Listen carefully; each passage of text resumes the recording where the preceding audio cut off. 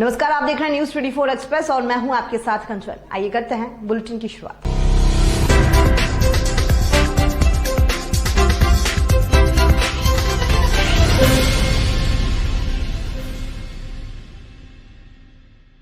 जिला कलेक्टर संदेश नायक और सभापति पाल सिंह ने गुरुवार को चूरू नगर परिषद के एक परिंदा एक रोटी अभियान का शुभारंभ किया।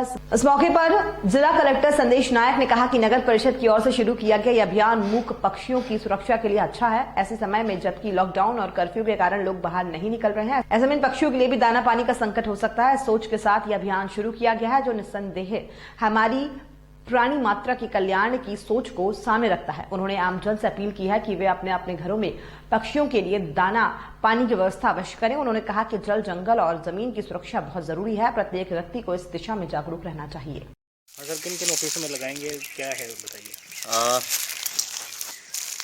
इस लॉकडाउन अवधि में जो कोरोना महामारी के चलते लॉकडाउन किया गया है राज्य सरकार के द्वारा, तो दिमाग में ये बात आई कि सभी की व्यवस्था की जा रही है। प्रशासन बहुत अच्छी व्यवस्था कर रहा है। अपने चूरू का तो वास्तव में बहुत ही, मैं कहूँ कि बहुत ही अच्छा प्रबंध कर रखा है हमारे कलेक्टर साहब ने। लेकिन मेरे दिमाग में ये बात आई कैसे कि मैं इधर से ऑफिस में जाते समय गुजरता हूँ तो देखता हूँ कि ये बेजुबान पक्षी हैं, इनको पानी की व्यवस्था नहीं है। कैसे कि गर्मी बहुत ज़्यादा बढ़ने लग गई है, टेम्परेचर अभी 35 और 40 के बीच में चल रहा है। तो मेरे दिमाग में आया कि क्यों नहीं इन बेजुबान पक्षियों के लिए भी कोई व्यवस्था की जाए। तो आज ही से परिंदा लगाने का मैंने व्यवस्था की है। ये आप देख रहे हैं कि ये जो परिंदा है ये हमने खुद बनाया है। मेरे साथी जिनके पास में कितने परिंदे लगाने का लक्ष्य है आपका? आज मैंने 10 परिंदे तैयार किए हैं और कलेक्ट्रेट परिसर में आगे जो बाबा साहब अम्बेडकर का पार्क है उसमें, गांधी पार्क है उसमें। कोटपुतली का इलाका भी कोरोना फ्री नहीं रह गया है। यहाँ कोरोना का पहला पॉजिटिव मरीज मिला है। ये युवक जोता का रहने वाला है। पिछले 12 अप्रैल से ये राजकीय बीटीएन अस्पताल के आइसोलेशन वार्ड में भर्ती था। पीएमओ डॉक्टर के एल मीना के मुताबिक इसमें कोरोना लक्षण मिलने के बाद सैंपल जांच के लिए रायपुर भेजे गए थे। अब इसकी रिपोर्ट आई है, रिपोर्ट पॉजिटिव है, जिसके बाद इसे एम्स अस्पताल में रेफर कर दिया गया है। ये युवक 7 अप्रैल को हरियाणा के सोहना से अपने एक साथी के साथ गाँव आया था। निमराना का रहने वाला इसका साथी पहले ही पॉजिटिव पाया गया था। अब इसके संपर्क में आए सभी लोगों पर नजर रखी जा रही है। इसके लगभग सभी घर वालों को अस्पताल में भर्ती करा दिया गया है। आपका नाम?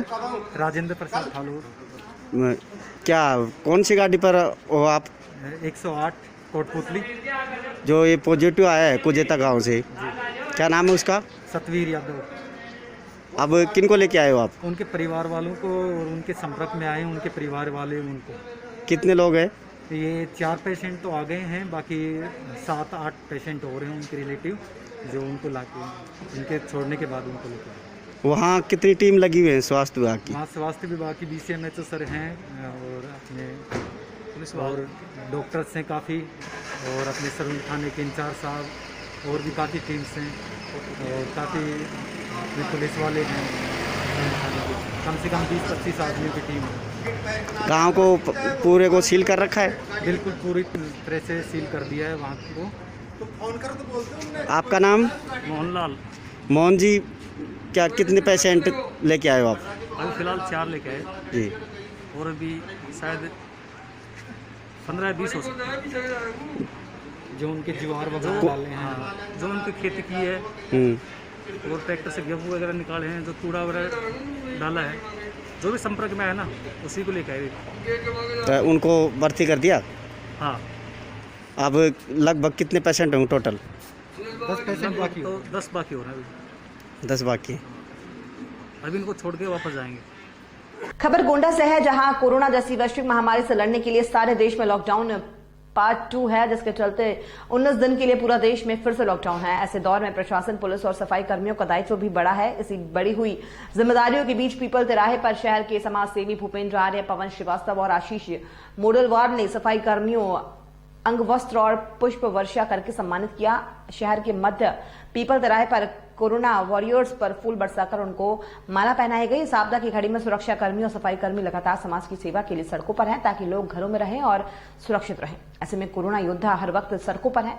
बुधवार से शुरू हुआ लॉकडाउन पार्ट 2 में खाकी और स्वच्छता कर्मियों की जिम्मेदारी ज्यादा बढ़ गई है। ऐसे दौर में उनके उत्साह वर्धन और सम्मान के लिए चौराहे पर उनके ऊपर पुष्प वर्षा के साथ माला पहनाकर और अंग वस्त्र देकर सम्मानित किया जा रहा है। इस चीज को देखते हुए सम्मान किया गया है किनका? अखिल भारतीय उद्योग व्यापार मंडल का नगर अध्यक्ष भूपेंद्र प्रकाश आर्य, गायत्री परिवार के युवा प्रकोष्ठ का संयोजक हूँ। आज कोरोना की जागरूकता को लेकर के अखिल भारतीय उद्योग व्यापार मंडल व गायत्री परिवार के तत्वाधान में कोरोना से संबंधित एक जागरूकता के लिए कार्यक्रम भी किया गया है, जिसमें कोरोना और यमराज का पुतला लोगों के समक्ष रखा गया है। वो किस तरह से किसको पकड़ सकता है और उनका जीवन समाप्त हो सकता है, वो यमराज के काल के गाल में जा सकते हैं। इसको देखकर लोगों को सतर्क रहना चाहिए और अपने घर में ही जीवन यापन करना चाहिए। स्वास्थ्यकर्मी, सुरक्षाकर्मी, सफाई कर्मी व मीडिया के बंधु जो भी हमारी सुविधाओं के लिए तत्पर हैं, उन सभी के उज्जवल स्वास्थ्य की मंगल कामना करते हुए उनका स्वागत व सम्मान हमारे अखिल भारतीय उद्योग व्यापार मंडल द्वारा किया गया।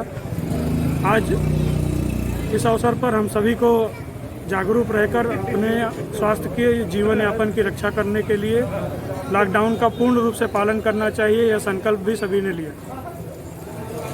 दुमका जिले के शिकारीपाड़ा प्रखंड अंतर्गत सीमानी जोड़ पंचायत के नौपहाड़ गांव में आज अंचलाधिकारी शिकारीपाड़ा अमृता कुमारी और पुलिस निरीक्षक सह थाना प्रभारी वकार हुसैन ने सदल बल अवैध कोयला खनन की सूचना पर ग्राम नौपहाड़ में औचक छापेमारी की। बताते चलें कि एक समाचार पत्र में यह खबर छपी थी कि लॉकडाउन के इस कोरोना काल में भी रात के अंधेरे में कोयले का अवैध उत्खनन और परिवहन जारी है, जिसके आधार पर आज पदाधिकारीगण ग्राम नवपहाड़ पहुंचे और उक्त स्थल का निरीक्षण किया। निरीक्षण में पाया गया है कि उक्त कोयला खदान पूर्व में संचालित था, जिसके संबंध में शिकारीपाड़ा थाना के पूर्व थाना प्रभारी संजय मालवीय ने उच्चाधिकारियों को सूचित किया था कि इन अवैध कोयला खदानों को डोजरिंग कर समतल करना अनिवार्य है। वर्तमान थाना प्रभारी वकार हुसैन ने कहा कि डोजरिंग हेतु खनन विभाग को लिखा गया है और वर्तमान समय में कोयले का अवैध खनन और भंडारण पूरी तरह से बंद है। अंचलाधिकारी शिकारीपाड़ा अमृता केसरी ने अपने बयान में कहा कि शिकारीपाड़ा क्षेत्र में कहीं भी कोयले का अवैध खनन नहीं करने दिया जाएगा और पूर्व से संचालित कोयला खदान के गड्ढों को लॉकडाउन के पश्चात डोजरिंग कर भरने की कार्रवाई की जाएगी। ये बताइए कि इस पर क्या कार्रवाई होगा?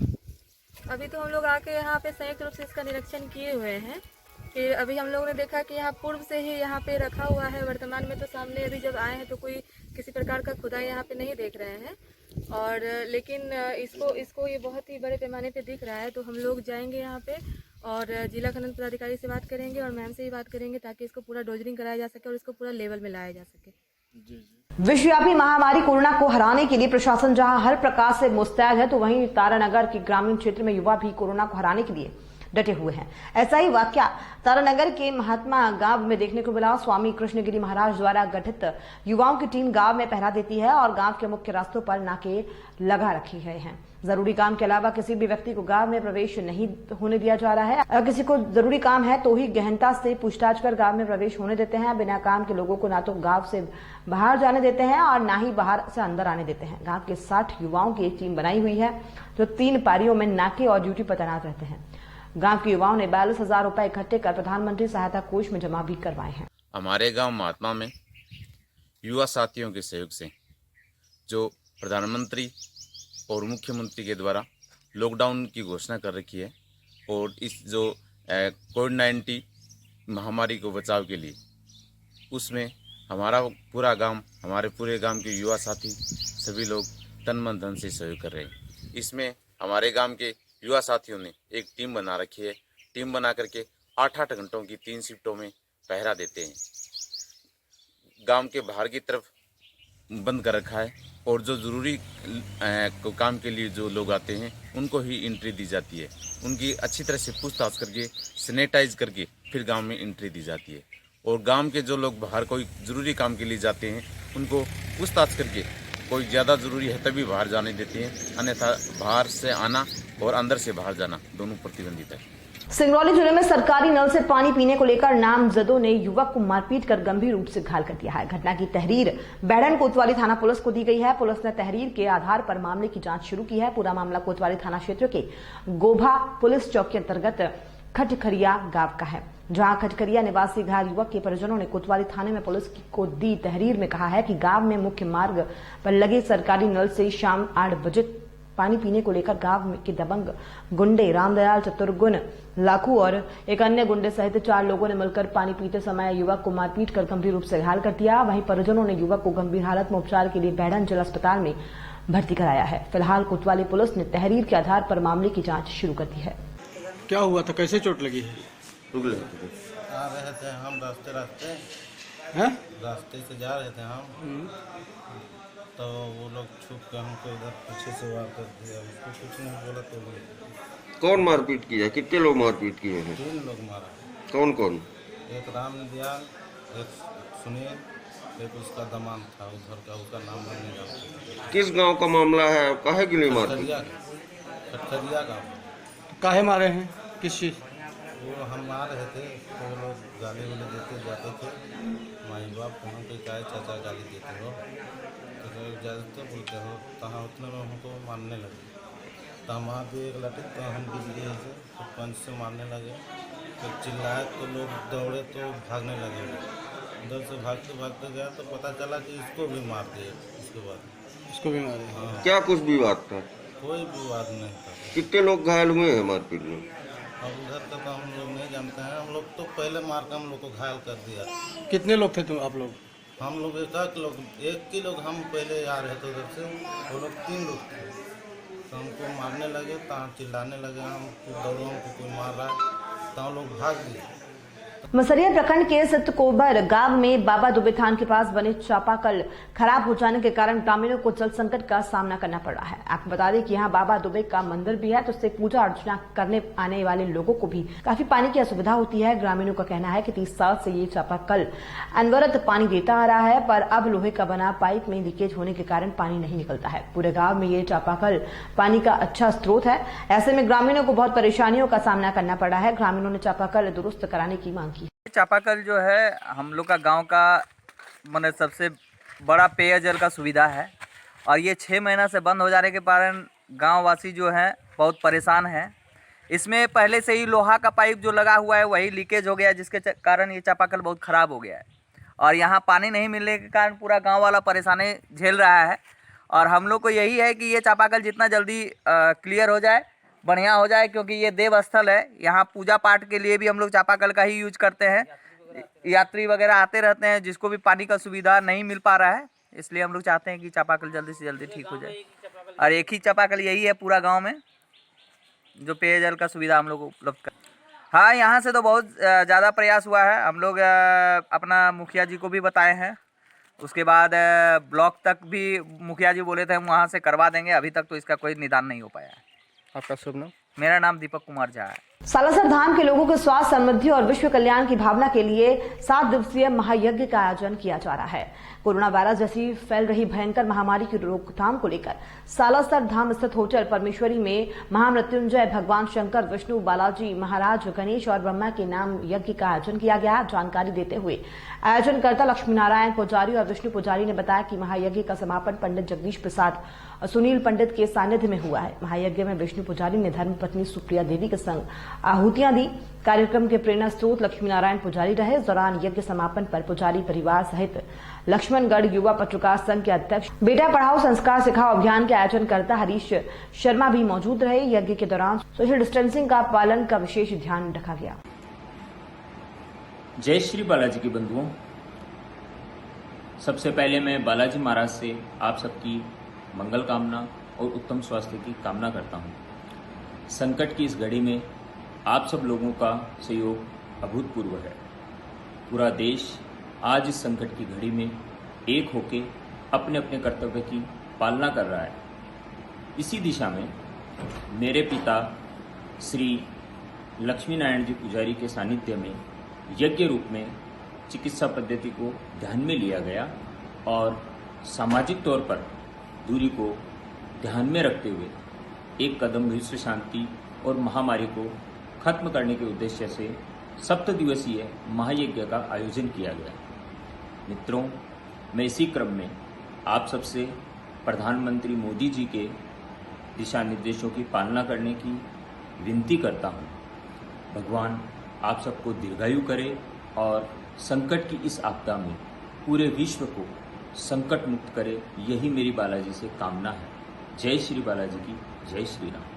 साहिबगंज चिरबावड़ी ओपी क्षेत्र अंतर्गत शमलापुर में बुधवार रात अज्ञात अपराधियों ने ट्रैक्टर शोरूम मालिक प्रवीण यादव की गला रेत कर हत्या कर दी। वारदात को घर में घुसकर अंजाम दिया गया है। उधर वारदात की सूचना के बाद गुरुवार सुबह पुलिस घटनास्थल पर पहुंची और जांच पड़ताल में जुट गई। पुलिस का कहना है कि जल्द ही मामले का खुलासा कर आरोपियों को गिरफ्तार कर लिया जाएगा। मौके पर पहुंची पुलिस के अनुसार प्रवीण यादव की हत्या गला रेत कर की गई है। मृतक के नाक मुंह के पास भी गहरे जख्म के निशान पाए गए हैं। पुलिस ने बताया कि प्रथम दृष्टया हत्या की वारदात को घर में घुसकर अंजाम दिया गया है। प्रवीण यादव की लाश घर के अंदर मिली है। मौके पर सदर डीएसपी राजा कुमार मिश्रा और नगर प्रभाग के इंस्पेक्टर धर्मपाल प्रसाद मौजूद रहे। उन्होंने बताया कि हत्यारों तक पहुंचने के लिए पुलिस जांच में जुट गई है। बताया जा रहा है कि ट्रैक्टर शोरूम के मालिक प्रवीण मूलतः बिहार के भागलपुर जिले के पीरपैती के रहने वाले थे। 2 दशक से अधिक समय से शमलापुर साहिबगंज में रहते थे। ऐसा अनुमान लगाया जा रहा है कि हत्या की रात घर पर वो अकेले थे। परिवार के अन्य सदस्य गांव पर रहते हैं। सुबह में लोगों को घटना की जानकारी मिली। इसके बाद पुलिस को सूचना दी गई। एसडीओपी राजा कुमार मिश्रा ने बताया कि पूछताछ में ये जानकारी प्राप्त हो रही है कि पुरानी रंजिश और पैसे के लेन देन को लेकर घटना को अंजाम दिया गया है। हालांकि पुलिस सभी बिंदुओं पर जांच कर रही है। उन्होंने कहा है कि हत्या को धारदार हथियार से अंजाम दिया गया है। पुलिस मामले का जल्द ही खुलासा कर देगी। सुबह में सूचना मिली कि प्रवीण यादव की हत्या हो गई है। घटनास्थल पर जाने से पता चला कि देखने से लगा उसको कोई व्यक्ति जो है गला रेत कर हत्या कर दिया है। गला रेता हुआ है और सिर में चोट है। इसकी औपचारिक प्राथमिक दर्ज की जा रही है। अनुसंधान जल्द ही केस का उद्भेदन होगा। बुलेटिन में फिलहाल इतना ही। और भी खबरों के लिए आप देखते रहिए न्यूज़ 24 एक्सप्रेस।